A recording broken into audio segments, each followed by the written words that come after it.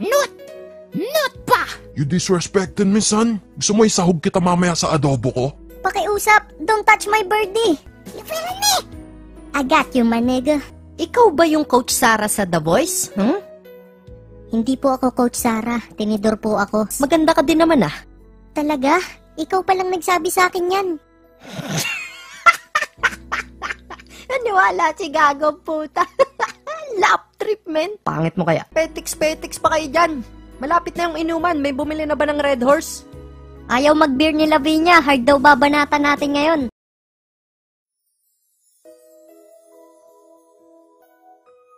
Dahan-dahan naman. Bihira lang magkaroon ng kulay pink na repolyo. Sorry naman, tuklapin ko anit mo eh. Shut up, nigga. Huwag kang sumasagot, hindi kita nililigawan.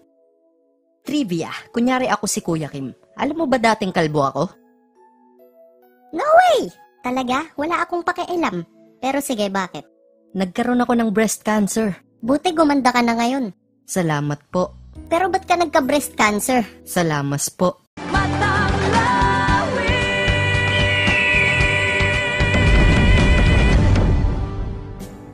Anong shampoo gamit mo? Coconut. Coconut oil? Hindi, coconut milk, yung mismong gata. Kaya pala nangangamoy Bicol Express dito eh. Teka nga, pinagtitripan mo ba ako?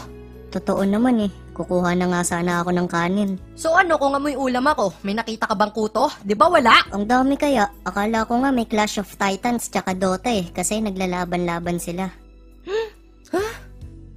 Okay lang, yan yung gusto ko, yung pinag-aawayan ako. Langhapin mo to. Kakakalikot ko lang ng kuyukot ko. May Jerbox. At dahil nahalikan mo daliri ko, literal na you kissed my ass, nigga. Napwetan ako sa muka. Mau. Yeah! Sinong tampalasan yung nag-yeah?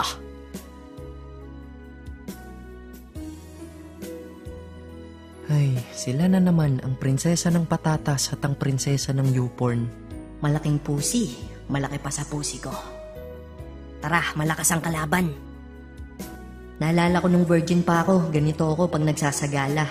Pero lahat ng yun ay alaala na lang. Kung ikaw ay alaala na lang, paano na ako? But I'm proud though.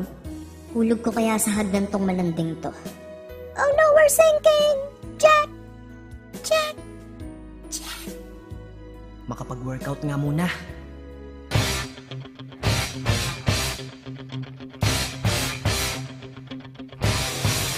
Okay mga bata, parating na ang birthday girl. Handa na ba kayo maglaseng? Inuman hanggang magsuka ng bungo.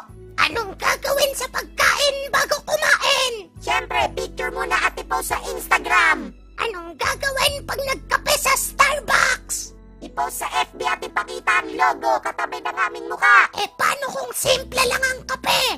Kami lang ang dapat makaalam. Anong gagawin para maraming likes ang picture? Ipakita ang cleavage. Anong gagawin para maraming mangbobola? Ilagay sa caption ang pangit ko para kontrahin ako sa comment at sasabihin nila. Hindi ah, ang ganda mo kaya. Ang dami kong kilalang ganyan. Puking inan, sakit na ng lalamunan ko. Ayoko na. Abangan ng... Abangan ng part 4. Hambog na sad profilms. Tangina. Fuck that shit, nigga.